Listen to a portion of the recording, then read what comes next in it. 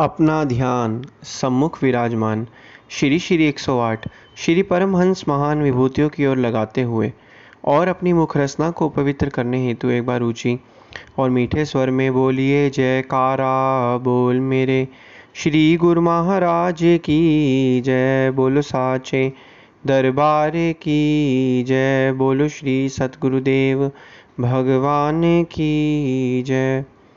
गुरुमुखों, सुख और दुख क्या है? प्राय देखा जाता है कि मनुष्य जो है जब सुखी होता है तो वह भगवान को भूल जाता है, और जब मनुष्य दुखी होता है तो वह भगवान को याद करता है। दुख क्या है? जिस तरीके से जब कोई व्यक्ति बीमार होता है वह दवाई खाता है, दवाई खाने के बाद वह बिल्कुल ठीक हो जाता है, इसी प्रकार दुख भी ऐसी ही एक दवाई है। होती तो कड़वी है, लेकिन इसे खाने के बाद मनुष्य बिल्कुल सही हो जाता है, क्योंकि दुख ही एक ऐसी चीज़ है जो परमपिता परमात्मा की याद दिलाती है। एक बार एक अपाहिज व्यक्ति था, उसने सोचा कि हे भगवान, अगर मैं पैरों से चल पाता, ठीक होता, तो मैं रोज़ से दर्शन दीदार करने आता। तो अगर वह ठीक होता तो दर्शन दीदार करने कैसे आता? क्योंकि देखा जाता है जब मनुष्य सुखी होता है तब वह भगवान को भूल जाता है। आज वह दुखी है, अपाहिज है, तभी तो वो भगवान के चरणों में जा रहा है। क्योंकि दुख एक तरीके से आता है हमारी ज़िंदगी में प्रभु की याद दिलाने के लिए, और दुख ही एक ऐसी चीज़ है जिससे हम परमपिता परमात्मा के को याद करते हैं। तभी तो महापुरुष फरमाते हैं यही अपने वचनों में।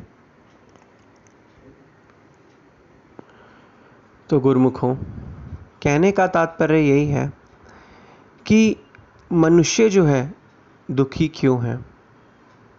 संत महापुरुष फरमाते हैं कि मनुष्य जो है दुखी होने के बहुत से कारण हैं, लेकिन दुख ही एक ऐसी चीज़ है जो मनुष्य को भक्ति की तरफ लेकर जाती है। एक बार की बात है, एक नगर में एक राजा रहता था। उस राजा की सिर्फ एक टांग और एक आँख थी। राजा बहुत ही बुद्धिमान था। एक दिन राजा के मन में ख्याल आया कि क्यों ना अपना एक चित्र बनाया जाए।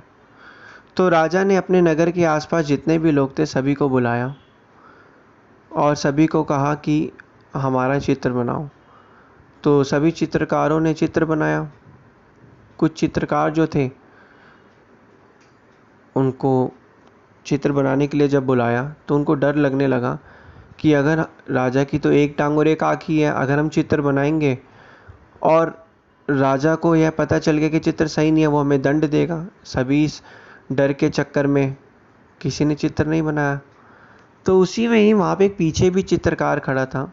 उसने अपना हाथ उठाया और उसने अपना जो था काम करना स्टार्ट किया, राजा का चित्र बनाया। सभी देख के हैरान। जैसे उसने चित्र बनाया तो उसने इस तरीके से चित्र बनाया था। चित्र बनने के बाद राजा का उसने इस तरीके से चित्र बनाया कि राजा एक घोड़े पर बैठा है, उसकी एक टांग घोड़े से दिख रही है और उसकी एक जो आँख है, रानी जो है उसकी जुल्फ़ों से ढकी हुई है। यह चित्र देखा जब यह उसने सोच समझ के बहुत चतुराई से चित्र बनाया।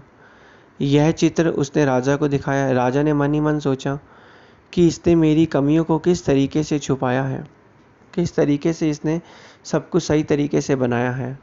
राजा उस चित्रकार पे बहुत प्रसन्न हुआ और उसको बहुत ही धन दौलत और मुद्राएं जो हैं इनाम में दी।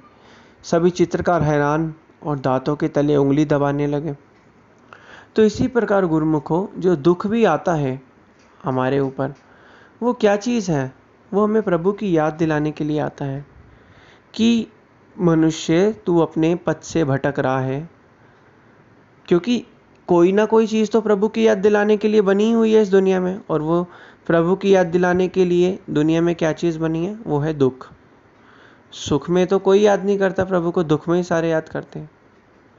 अब हमें करना क्या है, हमें मालिक की रज़ा में रहना है। हमें अपने मन को, जो हम अपने श्वासों रूपी पूंजी को कौड़ी के भाव जो है बेच रहे हैं, हमें इस चीज़ को ध्यान रखना है, हमेशा सतगुरु की आज्ञा और मौज में चलना है और अपने पर ध्यान रख के चलना है कि हम उनके बताए गए नियमों की पालना कर रहे हैं नहीं कर रहे हैं। तो इसलिए गुरुमुखों, जो दुख है वो प्रभु की याद दिलाने के लिए आता है। हमें दुख में ज़्यादा नहीं घबराना चाहिए। हमें जो भी अवस्था है उसमें प्रभु की आज्ञा और मौज में चलना चाहिए। धीरे धीरे हमें पता चल जाएगा, क्योंकि सकारात्मक सोच ही एक ऐसी चीज़ है जो हमें सभी दुखों और बंधनों से मुक्त कर सकती है। तो इसी प्रकार गुरुमुखों, पांचों नियम की पालना करनी है, भजन बंदगी में ध्यान लगाना है, जिससे हमारा ये लोक भी सुखी होगा और परलोक भी सुहेला बन जाएगा। बोलो जयकारा बोल मेरे श्री गुरु महाराज की जय। बोलो साचे दरबार की जय। बोलो श्री सतगुरुदेव भगवान की जय।